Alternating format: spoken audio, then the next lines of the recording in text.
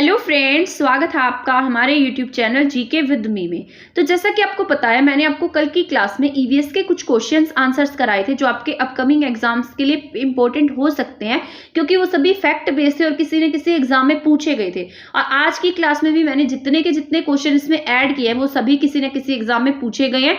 ठीक है, यहाँ मैंने इकोसिस्टम से रिलेटेड, बायोडाइवर्सिटी से रिलेटेड, ठीक है, और यहाँ पर इस तरीके से जैसे कार्बन फुट प्रिंटिंग है या कार्बन, जो भी ज्यादा कंट्री कार्बन को प्रोड्यूस करती है, ठीक है, उन सब के बारे में मैंने लिखा है। सस्टेनेबल डेवलपमेंट के जो 17 गोल्स है उसको हम कैसे याद रख सकते हैं, ठीक है, तो उन सबको मैंने इस क्लास में ऐड किया और बहुत ज्यादा इंपॉर्टेंट है ये क्लास आपके एग्जाम के पॉइंट ऑफ व्यू से। ठीक है, ये क्लास थोड़ी लेंथी हो सकती है बट इतनी गारंटी है कि आपके लिए इंपॉर्टेंट होगी। यहाँ पर देखिए, इस तरीके से मैंने यहाँ सब लिखा है और जो भी करंट से रिलेटेड क्वेश्चन है, जैसे क्लाइमेट चेंज में हमारी कौन सी पोजीशन आई थी, क्लाइमेट फुट प्रिंटिंग से रिलेटेड, कार्बन फुट प्रिंटिंग से रिलेटेड, ठीक, और यहाँ पर इस तरीके से CO2 उत्सर्जन से रिलेटेड, प्राइमरी पॉल्यूटेंट से, UNFCCC से रिलेटेड जितने भी क्वेश्चन है ना, वो सभी के सभी SDG गोल्स कितने हमारे, इनको हम कैसे याद रख सकते हैं, क्योंकि ना ये जो आपका एग्जाम बन रहा है और ये जो SDG वगैरह से रिलेटेड जो आपकी स्कीम्स पूछी गई हैं, एक वो PM के नाम की स्कीम है, ये ऐसे क्वेश्चन आपके बैंकिंग में पूछे जाते हैं और ये बैंकिंग से रिलेटेड क्वेश्चन है। ठीक है सॉरी, तो वहां पर जो उनका GS का पार्ट आता है ना, उसमें ये SDG गोल्स पूछे जाते हैं, ये स्कीम्स बहुत ज्यादा पूछी जाती हैं। तो यहाँ पर ये जितने भी गोल्स है ना, क्या पता ये पूछ लिया जाए कि कौन से गोल में क्या दिया गया है, तो ये बहुत ईजी वे है, तो आप इसको आसानी से याद रख सकते हैं। इससे आपका 1 नंबर तैयार हो जाएगा अगर इसमें से कुछ आ जाता है एग्जाम में तो। ठीक है, तो यहाँ स्टार्ट कर देते हैं हम आज की क्लास। तो इस तरीके से यहाँ इतना तो आपको दिखाई दे रहा होगा कि क्लास लेंथी हो सकती है, लेंथी होगी, क्योंकि यहाँ पर बहुत सारे क्वेश्चंस आपको देखने को मिल रहे होंगे। इसके बाद एक क्लास और कराऊंगी मैं आपको, उस क्लास में मैं आपको जितने भी एनवायरनमेंट से रिलेटेड एक्ट हैं वो कराऊंगी, साथ साथ जितने भी आपके प्रोटोकॉल हुए हैं, कन्वेंशन हुए हैं, वो सब कराऊंगी। ठीक है, क्योंकि अगर उनमें से कुछ आता है ना तो वो आपका गलत नहीं होना चाहिए, क्योंकि ऐसा तो नहीं है हम सब कुछ पढ़ सकते हैं, पर जितना हम पढ़ सकते हैं वो हम सही पढ़े। अगर उनमें उन टॉपिक्स में से कुछ आ जाता है तो हम उसे सही कर सके। तो स्टार्ट कर देते हैं आज की क्लास। आप भी सोचेंगे पता नहीं कितना भाषण देती है, बोले ही जाती है, पढ़ाई देना इससे अच्छा है ना। तो स्टार्ट ही कर देते हैं। इससे अच्छा पहले हम सबसे पहले आपको दिखाई दे रहा है, मैंने लिखा लार्जेस्ट इकोसिस्टम क्या है हमारे। आपको पता है हमारा जो एटमॉस्फेयर है वहां पर हाइड्रोस्फीयर है, जैसे लिथोस्फीयर है, तो हमारे यहाँ पर जो हाइड्रोस्फीयर है वो ज्यादा है, यानी कि हाइड्रोस्फीयर ज्यादा है, तो लार्जेस्ट इकोसिस्टम भी किसका होगा, जो वाटर वाला पार्ट है, यानी कि ओशियंस का ज्यादा इकोसिस्टम है। तो सबसे बड़ा इकोसिस्टम अगर आपसे पूछ लिया जाता है तो आप क्या टिक कर देंगे, ओशियन टिक करेंगे। यहाँ मैंने मेरे लिए क्वेश्चन लिखे थे और इनके आंसर साथ साथ में लिख दिए, क्योंकि ताकि मैं इनको रिवाइज करूँ तो मुझे याद हो जाए। ठीक है, तो यहाँ पर इस तरीके से मैंने वो क्वेश्चन सीरीज में नहीं लिखे हैं, इस तरीके से लिखे हैं, बट ये भी आपके लिए हेल्पफुल रहने वाले हैं। अब है इकोसिस्टम। इकोसिस्टम जो है ना, वो शब्द किसने दिया था, तो इकोसिस्टम का यूज सबसे पहले टॉन्सले ने कब किया था, 1935 में किया था। इसके बाद इकोलॉजी जो शब्द है वो किसने किया, अर्नेस्ट हैक्कल ने किया है। तो लॉजी दी है हैक्कल ने, पर सिस्टम किसने दिया, टॉन्सले ने। ये दोनों बातें याद रखनी है, इकोलॉजी शब्द पहले आया है, सिस्टम बाद में आया। ठीक है, तो इकोलॉजी अर्नेस्ट हैक्कल और इकोसिस्टम किसने दिया है, टॉन्सले ने, और कब दिया है, 1935 में दिया है। इसके बाद है एक पर्टिकुलर एरिया जिसमें कितने ऑर्गेनिजम्स रह सकते हैं, उसे हम क्या बोलते हैं, उसकी कैरिंग कैपेसिटी बोलते हैं। ठीक है, तो आपसे अगर पूछा जाए, इस तरीके से डेफिनेशन बना के दी जाए तो आप उसे टिक कर सकते हैं। तो इसका आंसर क्या आ जाएगा, और कैरिंग कैपेसिटी। इसके बाद है एक्चुअल प्लेस ऑफ ऑर्गेनिज्म, जहां पर वो रह सकते हैं। जिस तरीके से कोई एनवायरमेंट है, जैसे अब हम हैं, हम यहाँ पर हमारी सर्दी भी होती है, गर्मी भी होती है, तो उसी तरीके से हमारी जो बॉडी है उसने इस एनवायरमेंट को क्या कर लिया, अडेप्ट कर लिया, ये हमारा क्या हैबिटेंट है। ठीक है, तो इसी तरीके से जो एक्चुअल प्लेस ऑर्गेनिज्म का जो एक्चुअल प्लेस होता है उसे हम क्या कहते हैं, हैबिटेट बोलते हैं। इसके बाद सबसे ज्यादा जो ट्रॉपिक लेवल है वो किसका होगा, हाईएस्ट ट्रॉपिक लेवल। ये ट्रॉपिक लेवल इस तरीके से होते हैं, जैसे सबसे पहले जैसे यहाँ पर फूड चेन होती है ना, फूड चेन में अलग अलग लेवल दिए हुए होते हैं। जैसे सबसे पहले प्रोड्यूसर होते हैं, जैसे प्रोड्यूसर होंगे, घास होता है, प्लांट होता है, प्लांट के बाद में जिस तरीके से कंज्यूमर्स आते हैं अलग अलग कैटेगरी के, जैसे कार्निवोरस है, ओमनीवोरस है, ठीक है, हर्बीवोरस है। तो ये सारे क्या है, हमारे ट्रॉपिक अलग अलग ट्रॉपिक लेवल्स पर आते हैं। तो उनमें से जो हाईएस्ट ट्रॉपिक लेवल है वो किसका होता है, ओमनीवोरस का। ह्यूमन बीइंग क्या है, हाईएस्ट ट्रॉपिक लेवल में आता है, क्योंकि जैसे ह्यूमन बीइंग है, ह्यूमन बीइंग को तो कोई भी नहीं खाता ना, तो किस में आते हैं, ये हाईएस्ट ट्रॉपिक लेवल में आते हैं। इसके बाद यहां पर है ये नहीं करना आपको ड्राइविंग फोर्स वाला। इसके बाद 10% लॉ जो है वो किससे रिलेटेड, आपके एनर्जी से रिलेटेड है। यहाँ पर जो एनर्जी है वो क्या करती है, एक लेवल से दूसरे लेवल में ट्रांसफर होती है। ये किसने दी थी, यहाँ पर ये लिखा है 1942 में दी गई थी। और 90% जो है यहाँ पर एनर्जी का जो कंजप्शन है वो 90% कंजप्शन कहाँ पर हो जाता है, ये प्रोड्यूसिंग लेवल, जो प्रोड्यूसर्स है वो सबसे ज्यादा एनर्जी का कंजप्शन कर लेते हैं और 90% कंजप्शन करते हैं, ठीक है। इसके बाद मेन प्राइमरी प्रोड्यूसर, सबसे जो मेन प्राइमरी प्रोड्यूसर्स होते हैं वो कौन होते हैं, फाइटोप्लैंटिक्स, ठीक है। तो इसका नाम क्या है, मेन प्राइमरी प्रोड्यूसर का फाइटोप्लैंकेट्स है, ठीक है। ये कैसे प्लांट होते हैं, टेरिस्टेरियल प्लांट है। तो सबसे जो मेन प्राइमरी प्रोड्यूसर पूछा जाएगा तो आप क्या टिक करेंगे, फाइटोप्लैंकेटस कैसे है, टेरिस्टेरियल है। इसके बाद है ट्रॉपिक 1। ट्रॉपिक 1 में क्या आता है आपके पास में, ग्रीन प्लांट आते हैं। ये ट्रॉपिक 1, ट्रॉपिक 2, ट्रॉपिक 3, जैसे यहाँ हर्बीवोरस, फिर कार्निवोरस, ओमनीवोरस, इस तरीके के जो भी ट्रॉपिक लेवल होते हैं अलग अलग, तो उसमें सबसे पहले नंबर पे क्या आएगा आपका, ग्रीन प्लांट्स आएंगे। एनर्जी का जो पिरामिड है वो कैसा होता है, अपराइट होता है। इसके बाद है हाईएस्ट कंसंट्रेशन ऑफ डीडीटी का जो कंसंट्रेशन है हाई वो किस में होता है, स्नेक में होता है, ठीक है। इसके बाद है हिजार्ड प्लांट, यानी कि जो खतरनाक प्लांट है उसका नाम क्या है, यूकलिप्टस, ठीक है। ये क्या करता है, ये इसीलिए ज्यादा खतरनाक है क्योंकि ज्यादा पानी जहां पर भी ये प्लांट होगा ना, वहां का जितना भी पानी होगा उसको एब्जॉर्ब कर लेगा। तो हिजार्ड प्लांट कहते हैं। हिजार्ड क्या होता है, जो खतरनाक होता है, तो इसका नाम है यूकलिप्टस, ठीक है। तो ये सबसे ज्यादा पानी को एब्जॉर्ब करता है। तो आपसे पूछा जाए तो आप इसको टिक कर सकते हैं।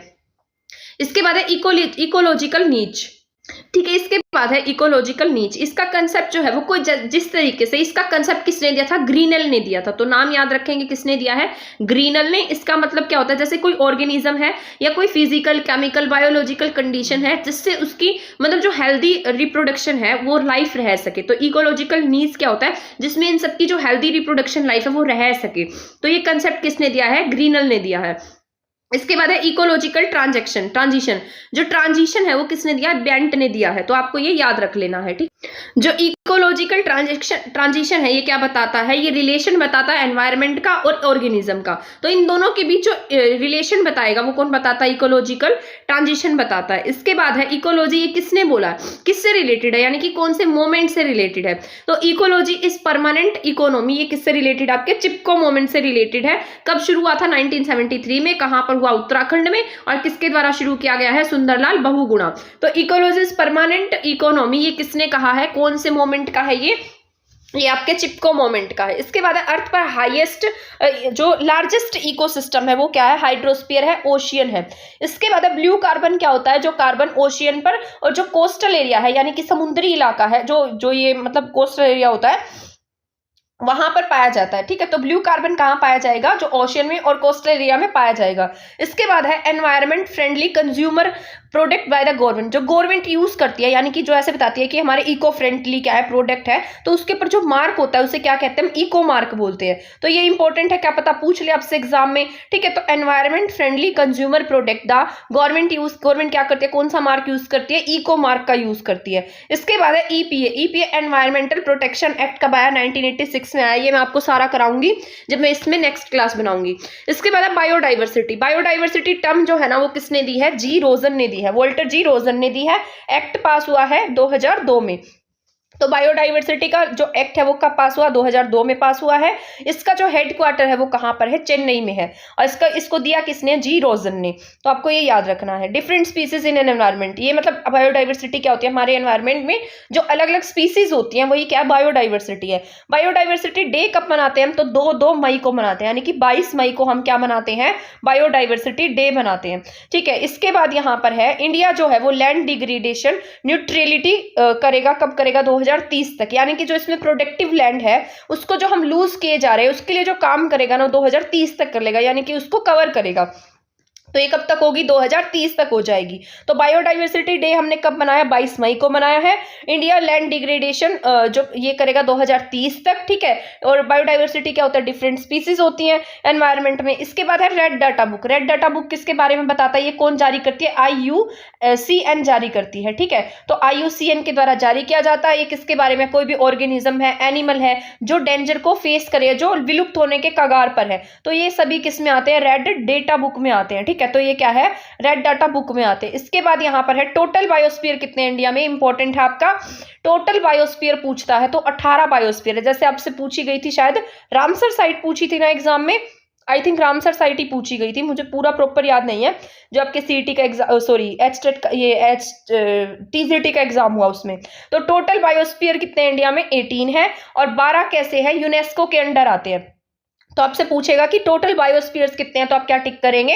18 है और 12 यूनेस्को के अंडर आते हैं। सबसे ज्यादा बायोडाइवर्सिटी कहाँ पाई जाती है? जहां पर रेन फॉरेस्ट का एरिया होता है, यानी कि जो आपका इक्वेटर है, इक्वेटर पर आपकी सबसे ज्यादा बायोडाइवर्सिटी होती है। और ये कितनी होती है? 4 डिग्री होती है, मैक्सिमम है, सबसे ज्यादा है इक्वेटर के पास में, भूमध्य रेखा के पास में। और सबसे कम कहाँ होती है? पोल्स पर। पोल्स पे सबसे कम होती है 0 डिग्री, क्योंकि पोल्स पर आपको पता है ना तो धूप होती है, सिर्फ बर्फ बर्फ गिरती है, ना बारिश होती। तो यहाँ पर बारिश भी होती है, धूप भी गिरती है, ह्यूमिडिटी भी होती है। तो हर तरीके की यहाँ क्या है? डाइवर्सिटी है। तो बायोडाइवर्सिटी सबसे ज्यादा कहाँ है? इक्वेटर पर है।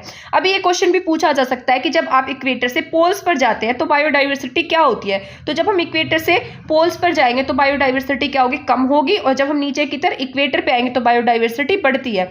बायोडाइवर्सिटी चेंज होती है, बस वही लिखा है, इंक्रीज टुवर्ड द इक्वेटर। जब हम इक्वेटर की तरफ आते हैं तो बायोडाइवर्सिटी क्या होती है? बढ़ती है।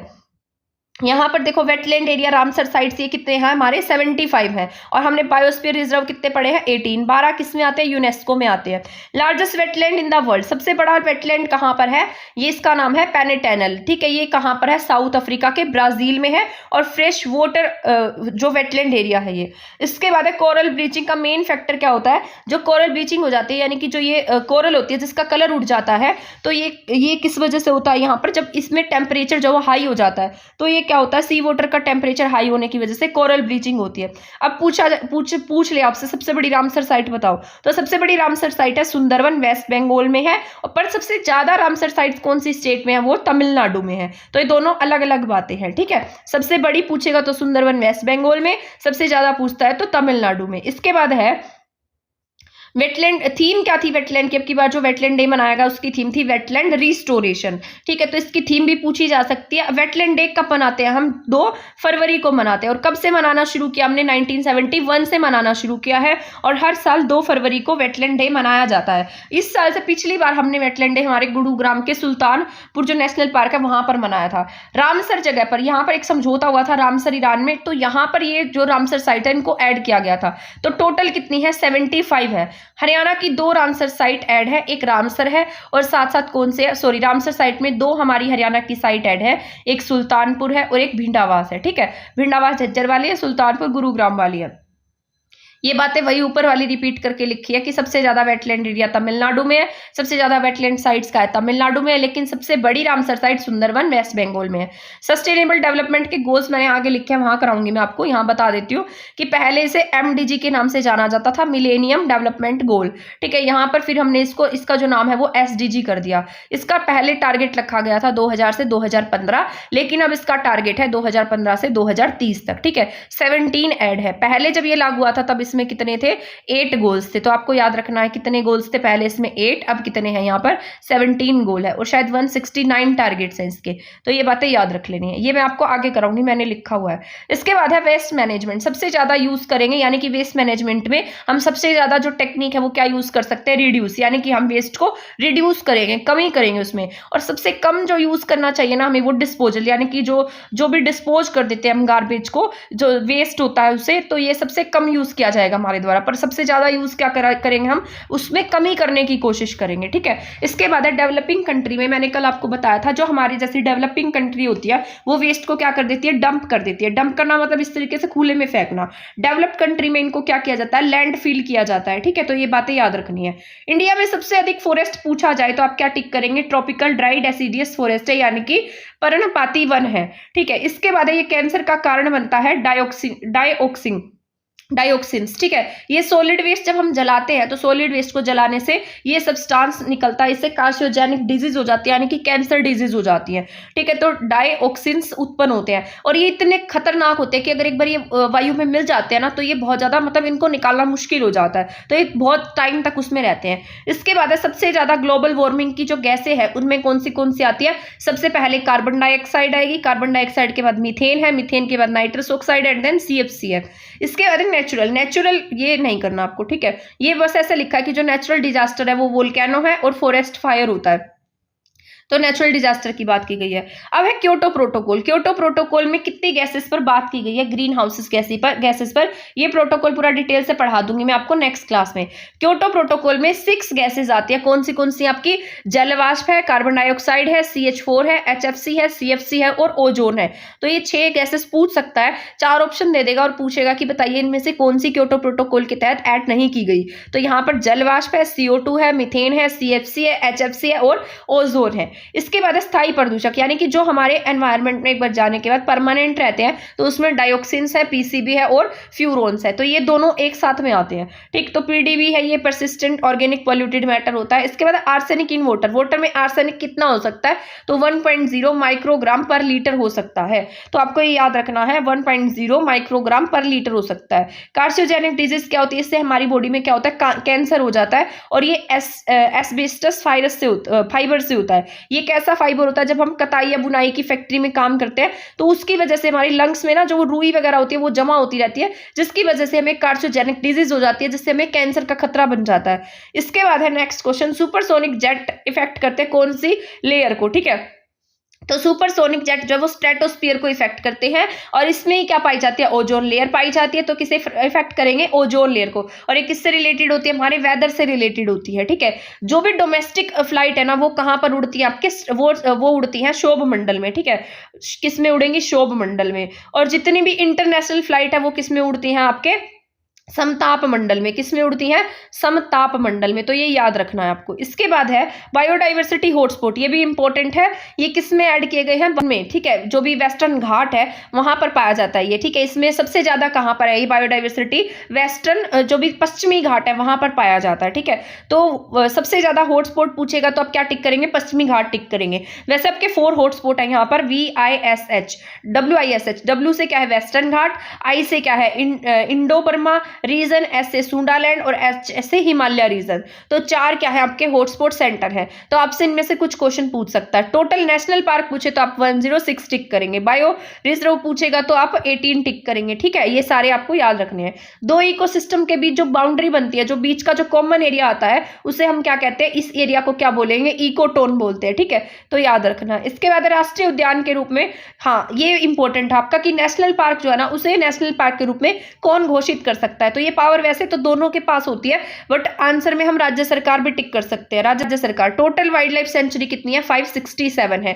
ये नेशनल जो पार्क है परमिट करती है कौन, हमारी सरकार। गवर्नमेंट वाइल्ड लाइफ एक्ट 1972 में आया था। इसके बाद है मॉडर्न इकोलॉजी के फादर किसे कहे जाते हैं, E.P. ओडेम को हम क्या कहते हैं, फादर ऑफ मॉडर्न इकोलॉजी बोलते हैं। इसके बाद इंडियन इकोलॉजी के फादर कौन है, रामदेव मिश्रा है। तो ये सारी बातें याद रखनी है। मॉडर्न इकोलॉजी के फादर E.P. ओडेम है, इंडियन इकोलॉजी के फादर कौन है, रामदेव मिश्रा है। इसके बाद है मॉन्ट्रियल प्रोटोकॉल। ये इंपॉर्टेंट है, आपसे पूछ ले कि मॉन्ट्रियल प्रोटोकॉल किससे रिलेटेड है, तो किससे रिलेटेड, आपके ओजोन से। और आपके ओजोन की जो मोटाई है वो 200 डप्सन से कम नहीं होनी चाहिए। अगर ऐसा होता है तो वो किसका कारण बनता है, कैंसर का, स्किन कैंसर का कारण बनता है।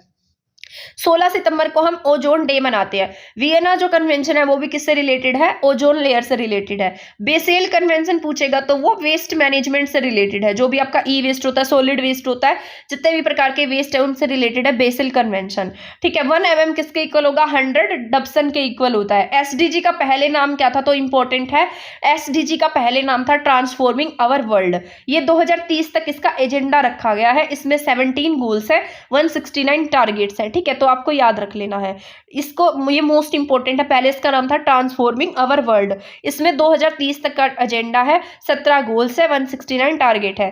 फूड वेस्ट को 2030 तक हम कितना कम कर लेंगे, 1/2 कम कर लेंगे। एसडीजी गोल्स में ऐड किए गए हैं और इनके टारगेट रखे गए, तो मोस्ट ऑफ का आंसर आपके हाफ ही आएगा, ठीक है। इसके बाद है ओजोन। ओजोन लेयर से ये नहीं करना, ओजोन लेयर हमें यूवी रेज से बचाती है, बस यही है। इसके बाद है लिथोस्फीयर। लिथोस्फीयर में सबसे ज्यादा गैसेस कौन सी पाई जाती है, लिथोस्फीयर जो है उसमें सबसे ज्यादा गैसेस पाई जाती है, ऑक्सीजन, फिर सिलिकॉन, फिर एल्यूमिनियम, उसके बाद में आयरन। ये आपको याद रखना। इसके बाद है ग्रीन बिल्डिंग। क्या होता है, minimum amount of energy, resource of conserve. ये पॉली वगैरह ये किसकी बनी होती है, ग्रीन बिल्डिंग होती है। मतलब आप क्या करेंगे, ऊर्जा का संरक्षण करेंगे ग्रीन बिल्डिंग में। ज्यादा कम रिसोर्सेज से आप क्या कर सकते हैं, ऊर्जा को संरक्षित रख सकते हैं, बचा सकते हैं, ताकि आगे आने वाली जनरेशन के लिए वो यूज में आए, ठीक है, उसका मिसयूज ना करें हम। इसके जो पाइप लगे होते हैं ग्रीन बिल्डिंग में वो किसके होते हैं, पॉली प्रोपेलाइन के बने होते हैं। इसके बाद है आपका नेक्स्ट क्वेश्चन, ये इंपॉर्टेंट है, ये सारे क्वेश्चन आपके इंपॉर्टेंट है जितने भी मैंने यहाँ पर ऐड किए हैं, ठीक है। यहाँ पर कहाँ गए हम, यहाँ तक पढ़ लिया था हमने। इसके बाद है यूएस ग्रीन बिल्डिंग की वार्षिक सूची में 2023 में जो प्रमाणित हरित भवनों के लिए एक रैंक जारी की गई है, उसमें हमारा कौन सा स्थान आया है। यूएस ग्रीन बिल्डिंग की वार्षिक सूची में 2023 में जो प्रमाणित यानी कि सर्टिफाइड हरित भवन है उसमें इंडिया का कौन सा स्थान है, तो इंडिया ने सेकंड स्थान इसमें हासिल किया है। पहले जो हम इंडिया था ना वो तीसरे नंबर पर था। फर्स्ट नंबर पर पूछता है तो आपको चाइना टिक करना होगा, तो ऐसा पूछ लिया जाएगा कि ग्रीन बिल्डिंग में इंडिया का कौन सा स्थान आया है, तो हमारा सेकंड स्थान आया। फर्स्ट पर कौन है, चाइना है, ठीक है। थर्ड पर कौन है, कनाडा है, 2023 की रिपोर्ट है, ये सारी इंपॉर्टेंट है। इलेक्ट्रोस्टैटिक प्रेसिपिटेशंस आर यूज्ड, इनका जो यूज है वो किस लिए किया जाता है, कण संदूषण को दूर करने में किया जाता है। इसके बाद है ग्रीन मफलर, ये इंपॉर्टेंट है आपका। ग्रीन मफलर किससे रिलेटेड है, नॉइस पॉल्यूशन से रिलेटेड है, तो सीधा क्वेश्चन पूछ लेगा कि ग्रीन मफलर किससे रिलेटेड है, तो जिसने नहीं पढ़ा होगा तो सीधा टिक कर देगा कि ये तो मतलब कार्बन क्रेडिट से रिलेटेड है या ग्रीन हाउस गैसेस से रिलेटेड है, तो इसका आंसर क्या हो जाएगा, नॉइस पॉल्यूशन से रिलेटेड है। नॉइस पॉल्यूशन को इससे कम करना है ग्रीन मफलर से। इसके बाद है सीओडी एंड बीओडी, सीओडी और बीओडी का जो रेशो है वो कितना होगा, दोनों का रेशो इक्वल होगा, ठीक है। बीओडी में ना ज्यादा दिन लगते हैं, मतलब बीओडी को करने में हमें ज्यादा समय लगता है बजाय कि सीओडी के। इंडिया की जो पहली ग्रीन बिल्डिंग है वो कौन सी है, ये हैदराबाद में है।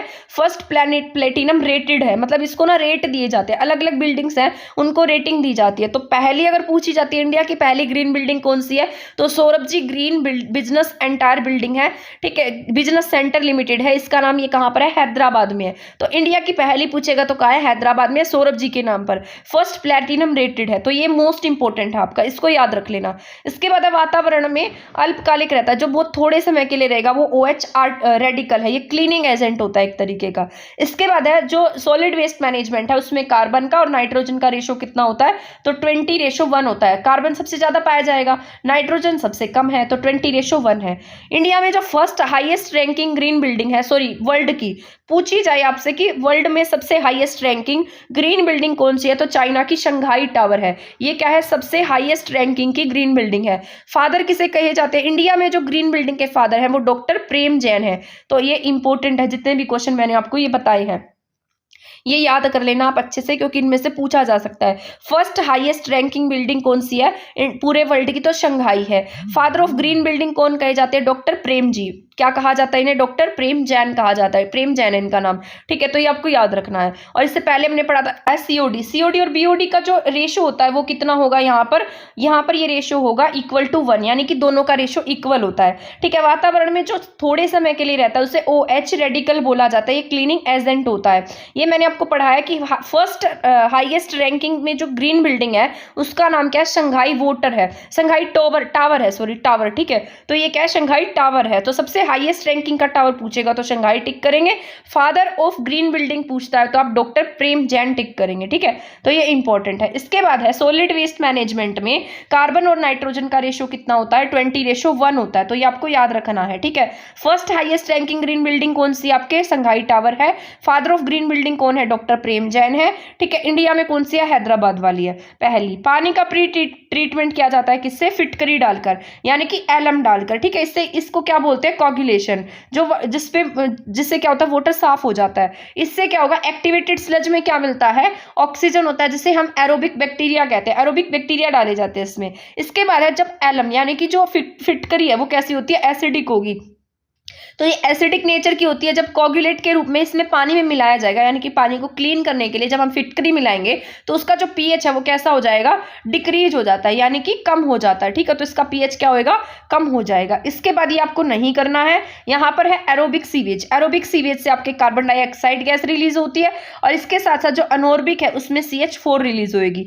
ग्रीन वॉल जो है मोस्ट इंपॉर्टेंट है, ये आपसे पूछी जा सकती है कि जो ग्रीन वॉल कंसेप्ट है वो किसके लिए लाया गया है। तो जो अरावली है, अरावली अरावली रेंज है, अरावली रेंज के चारों तरफ जो ग्रीनरी है उसको सुरक्षित रखने के लिए क्या लाई गई है, ग्रीन वॉल लाई गई है। इसके बाद मोस्ट इंपॉर्टेंट है AQI, एयर क्वालिटी इंडेक्स। ये कब लॉन्च हुआ है, 2014 में लॉन्च हुआ है, ठीक है। ये कहीं कहीं पर ना किसी टीचर ने 2013 करा रखा है, बट जब हम गूगल करते हैं तो 2014 इसका आंसर है। यहाँ पर ना इसके द्वारा कुछ मतलब क्वांटिटी डिसाइड की गई, कितने से इतने का पानी क्या होगा, अच्छा होगा। तो ये किसके द्वारा लॉन्च किया गया है, CPCB यानी कि सेंट्रल पॉल्यूशन कंट्रोल बोर्ड के द्वारा। तो इसमें क्या है, जैसे कुछ इंडेक्स होता है, तो यहाँ पर पढ़ लेते हैं। यहाँ पर 0 से 50 का जो होता है ना वो अच्छा होता है, सबसे बेटर होता है, ठीक है, गुड है ये। तो इसमें कौन सा कलर आएगा, ग्रीन कलर। गुड कलर के लिए हम क्या यूज करते हैं, ग्रीन यूज करते हैं। इसके बाद है 101 से 200 तक का है तो येलो है, और ये क्या है, सेटिस्फैक्ट्री है, मतलब ठीक ठीक है। इसके बाद है 201 से 300 तक का जो है वो भी पुअर है, ठीक है। तो ये क्या है, ऑरेंज वाला पुअर होता है, क्योंकि ऑरेंज कलर आ गया तो ये कैसा है, पुअर है। इसके बाद 301 से 400 का रेड है, तो ये बहुत ज्यादा खतरनाक होता है। तो ये सारी बातें आपको याद रख लेनी है। इसके बाद है सेकेंडरी पॉल्यूटेंट। सेकेंडरी पॉल्यूटेंट में क्या आता है, यहाँ पर ये रिएक्ट करते हैं, किसी न किसी सब्सटेंस के साथ में रिएक्ट करते हैं, आसानी से अकेले नहीं रह सकते। ये प्राइमरी वाले डायरेक्टली ही क्या हो जाते हैं, एनवायरनमेंट में घुल मिल जाते हैं, जैसे हमें सीधे ही डायरेक्ट ही नुकसान पहुंचाएंगे। ये क्या है, किसी की ना किसी के साथ बॉन्डिंग बनाकर, जैसे ओजोन है और PAN है, ये क्या सेकेंडरी पॉल्यूटेंट होते हैं। इसके बाद मोस्ट इंपॉर्टेंट है वर्मी कंपोस्टिंग। वर्मी कंपोस्टिंग क्या होता है, केचुए की मदद से क्या करना, जो बायोडिग्रेडेबल वेस्ट है उसको खाद में चेंज करना, तो ये होती है वर्मी कंपोस्टिंग। तो आपसे पूछ लिया जाएगा वर्मी कंपोस्टिंग में किसका यूज करते हैं, तो अर्थवॉर्म का, ठीक है, तो ये इंपॉर्टेंट है। इसके बाद रूट्स में जो वाटर होता है, जो फोटोसिंथेसिस करता है, इसे क्या बोलते हैं, कैपिलरी वाटर कहा जाता है। इसमें आपको ये करने की जरूरत नहीं है, इसमें बहुत सारे इस तरीके से मैटर दिए गए, ये वैसे भी याद नहीं होगा। इसके बाद मोस्ट इंपॉर्टेंट है PCB। PCB जो है ना, ये क्या होता है, फैटी टिश्यू होता है, और ये क्या होगा, वाटर सोल्यूबल नहीं है, बल्कि किसमें डिसोल्व होता है, फैट में, यानी कि लिपिड सोल्यूबल है, ठीक है। तो आपको याद रखना है।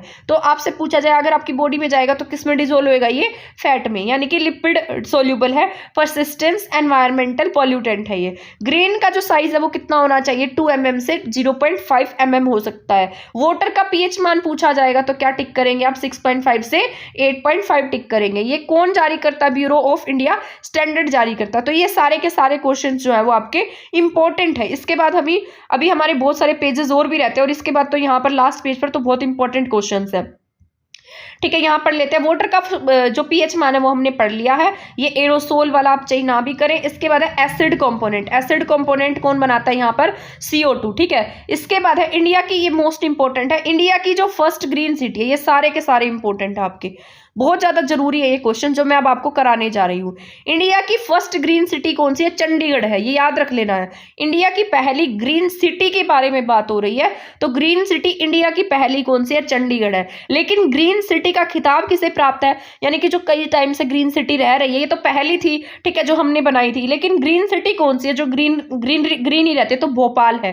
वर्ल्ड की नंबर 1 ग्रीन सिटी कौन सी है, ठीक है। अगर वर्ल्ड की पूछी जाती है ग्रीन सिटी तो आप क्या टिक करेंगे, कोपेनहेगन। कोपेनहेगन कहां पर है, डेनमार्क में, ठीक है। तो वर्ल्ड की नंबर 1 ग्रीन सिटी कौन सी है, कोपेनहेगन है। इंडिया की पहली चंडीगढ़ है, और ग्रीन सिटी का खिताब किसे प्राप्त है, भोपाल को। कार्बन फुटप्रिंटिंग में जो मेन रीजंस होते हैं वो कौन से हैं, तो यहाँ पर कुछ रीजंस है, 4 रीजंस है, जैसे भोजन है, खपत यानी कि कंजप्शन है, परिवहन है, और घरेलू ऊर्जा है। तो ये ज्यादा है, ठीक है, ये इंपॉर्टेंट है, फुटप्रिंट के 4 फैक्टर है। अब यहाँ पर है कौन सी कंट्री जो है वो कार्बन फुटप्रिंट ज्यादा वो करती है, तो यहाँ पर चाइना है। चाइना 29.18 कार्बन फुटप्रिंट में आगे आती है। तो चाइना क्या है, कार्बन फुटप्रिंटिंग में नंबर 1 पर है। सेकंड नंबर पे क्या कौन आती है, USA है। थर्ड पे हमारा स्थान आता है। तो इंडिया कौन से नंबर पे है, 3rd नंबर पे है, ठीक है। हाईएस्ट पोल्यूटर है, कार्बन का एमिशन करते हैं ये ज्यादा, तो क्या करेंगे, कार्बन का एमिशन कर रही है। तो चाइना नंबर 1 पे है, सेकंड पर USA है, 3rd पर हमारा नंबर आता है। और ये पूछ ले कि नेगेटिव कार्बन किसके पास है, यानी कि बहुत जो बिल्कुल भी कार्बन का उत्सर्जन नहीं करता है, तो उसमें किसका नाम आएगा, भूटान का, ठीक है। तो आपको याद रखना है। इसके बाद यहाँ पर है क्लाइमेट चेंज परफॉर्मेंस इंडेक्स, ये इंपॉर्टेंट है। यहाँ पर जो क्लाइमेट चेंज परफॉर्मेंस इंडेक्स है CCPI, इसके अकॉर्डिंग कार्बन फुटप्रिंटिंग में जो इंडिया का स्थान है वो कौन सा, ये ऑथेंटिक है, ठीक है। ये मतलब ना लिस्ट जारी की जाती है अलग अलग, कोई भी जिस तरीके से इंडेक्स होते हैं उनके द्वारा। तो क्लाइमेट चेंज परफॉर्मेंस इंडेक्स में इंडिया का स्थान कौन सा है, 8th है। इंडिया की रैंकिंग कौन सी है, 8th है। फर्स्ट सेकंड थर्ड पर कोई भी नहीं है, तो यहाँ पर 8th है, ठीक है। और 2030 तक जो उत्सर्जन, इसका जो मेन मोटिव क्या है कि 2030 तक जो इंडिया है वो किस पर ध्यान देगा, जो भी कार्बन का जो उत्सर्जन हो रहा है उन सब के ऊपर। इनमें क्या था कि जो 2 डिग्री तक का टेम्परेचर है उसको क्या करना, नीचे लेकर आना। इसके बाद है एल्यूमिनियम। एल्यूमिनियम में क्या पाया जाता है, अब पूछ ले कि सबसे ज्यादा कार्बन फुटप्रिंटिंग किस में होती है, तो आप क्या टिक करेंगे, एल्यूमिनियम में। तो ये इंपॉर्टेंट है। इंडिया की कार्बन नेगेटिव स्टेट कौन सी है, ठीक है। इंडिया की अगर पूछेगा कार्बन नेगेटिव स्टेट कौन सी है, तो आप क्या टिक करेंगे, जम्मू कश्मीर है, ठीक है। तो ये इंपॉर्टेंट है। ये जितने भी क्वेश्चन मैं आपको बता रही हूँ सारे के सारे जरूरी हैं, ठीक है। तो इंडिया की कार्बन नेगेटिव जम्मू कश्मीर। इसके बाद है CO2 उत्सर्जन में घटते क्रम में जो कॉन्टिनेंट है वो कौन से हैं, Asia, north America, Europe and Africa. तो पहले एशिया है, फिर नॉर्थ अमेरिका, फिर यूरोप है, फिर अफ्रीका है। इसके बाद प्राइमरी पॉल्यूटेंट में सबसे अधिक क्या पाई जाती है, कार्बन डाइऑक्साइड होती है। UNFCC क्या है, UNFCC का नाम क्या है, United nation framework on climate convention change. तो ये इंपॉर्टेंट है। ये कब आई थी, 1994 में। 197 देशों ने मिलकर इस पर मतलब जो भी काम किया था, जलवायु परिवर्तन से रिलेटेड है। तो इसका नाम है जलवायु परिवर्तन पर संयुक्त राष्ट्र का फ्रेमवर्क कन्वेंशन। इसे किस नाम से जानते हैं, UNFCC, United nation framework on climate change convention, ठीक है। इसके बाद रियो कन्वेंशन हुआ, रियो डी जेनेरियो में कब हुआ है, 1992 में। इसके 20 साल बाद फिर से हुआ था, वो भी कहाँ हुआ, रियो डी जेनेरियो में। इसके बाद है हाईएस्ट जो खतरनाक, सबसे ज्यादा खतरनाक पैरा बैंगनी विकिरण है, उसका नाम क्या है, UVC है। UVC जो है वो हमारी अर्थ के ऊपर नहीं आ पाती है। तो ये सारी बातें आपको याद रख लेनी है, ठीक है। ग्लोबल वार्मिंग के बढ़ने के साथ साथ क्षोभ मंडल में क्या होती है, वृद्धि होती है। क्योंकि ग्लोबल वार्मिंग जितने भी ये गैसेस वाले मटेरियल है कहाँ मिलते हैं, क्षोभ मंडल में मिलते हैं। तो आपको ये बात याद रखनी है, ठीक है। UVC सबसे खतरनाक है और O3 द्वारा पूरी तरह अब्जॉर्व कर ली जाती है, ठीक है, और ये अर्थ पर नहीं आ पाती। इसके बाद हम पढ़ेंगे ग्रीन हाउस। ग्रीन हाउस क्या, इंफ्रारेड से हमें बचाती है। तो ग्रीन हाउस गैसेस किससे बचाती है, green house gases infrared rays से। इसके बाद इंपॉर्टेंट पॉइंट शुरू हो गया आपका, इसको ध्यान से सुनिएगा, ये आपका जरूरी है, ठीक है।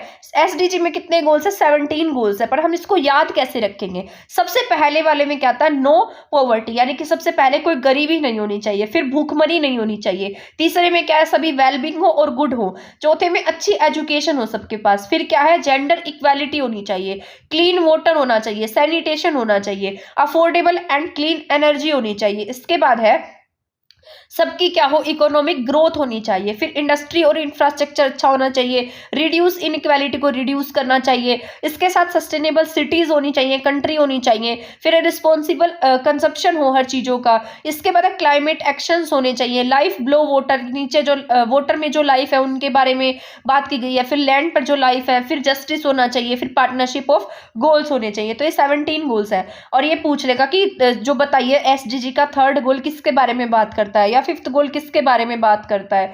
तो यहाँ पर 1st गोल जो है वो क्या कहता है कि गरीबी ना हो। तो इसको आप ऐसे याद रखेंगे कि अगर हमारे देश में गरीबी नहीं होगी तो क्या नहीं होगा, अगर कोई गरीब नहीं होगा तो कोई भूखा भी नहीं रहेगा। तो गरीबी नहीं होगी तो क्या नहीं होगा, हम भूखे भी नहीं रहेंगे। अगर हम भूखे नहीं रहते तो हम क्या होंगे, हमारा स्वास्थ्य अच्छा होगा, हम वेलबींग होंगे, गुड होंगे। अगर हमारा स्वास्थ्य अच्छा है तो हम अच्छे से पढ़ पाएंगे, तो हमारी एजुकेशन अच्छी होगी। एजुकेशन अच्छी है तो इंसान का दिमाग खोलती है, इससे हमारे अंदर क्या आएगी, जेंडर इक्वेलिटी आएगी, ठीक है। इसके बाद क्या है, जेंडर इक्वेलिटी आएगी तो फिर हम क्या करेंगे, सब मिलकर काम करेंगे। और किसके लिए काम करेंगे, क्लीन वाटर एंड सैनिटेशन, साफ सफाई रखेंगे सभी मिलकर। फिर इसके बाद अफोर्डेबल क्लीन एनर्जी, एनर्जी जिस तरीके से बल्ब वगैरह होता है, जो एनर्जी से रिलेटेड जितने भी काम है अफोर्डेबल क्लीन एनर्जी को काम करेंगे। यानी कि ऐसा लगा लीजिए हम क्या करेंगे मिलकर, फिर लाइटें लगाएंगे, एनर्जी से रिलेटेड काम करेंगे। फिर क्या होगा, लाइट लग जाएंगी तो हमारी सभी इकोनॉमिक ग्रोथ होगी, सबकी क्या होगी, मिलकर एक ग्रोथ होगी। ग्रोथ होगी तो हम इंडस्ट्री और इंफ्रास्ट्रक्चर पर काम करेंगे।